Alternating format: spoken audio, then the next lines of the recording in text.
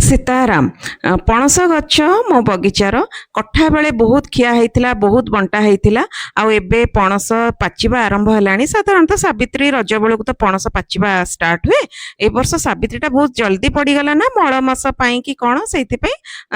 रज बेलू सब पाचिबा आरंभ है तो बहुत पणस आहरी देखु रही जाइए गचरे तो जिते चिन्हा परिचय समस्त को कहुई जार दरकार पणस आसिक नहीं जाओ समस्ते भी आसिक नौ क्या घर को पठा होची आमर ओडिसा रे गोटे बहुत सुंदर कल्चर ना रज सावित्री बेलू फल भार सब दिया हुए आजिकल तो पैसा दे दौरान झील घर को भौणी मान घर को मोर जे माली से भी कही माँ मु पणस नेबी मो भौणी मान घर को देवी मुझे हाँ जिते पारुच नहीं जा पणस गचरू खाली कर कहीं वर्षा दिन रहीगले से तले पड़ी पचिकी माछी हुए आ बहुत अपरिष्कार हुए से एरियाटा आ मोर भी सौभाग्य मु 2-3 वर्ष है आमर जो अणबसर घर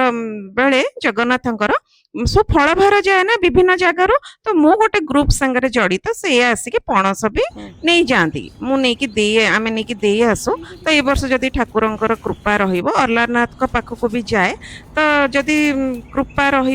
ठाकुरंकर ताहले पणस जीव अणबसर बेलू जदि पणस थीब थाए प्राय एमती आज गोटे पणस पाची तो से कहला माँ यहाँ पारिदबा ना गचरे पचिकी नष्ट हो मिठा पणस बहुत।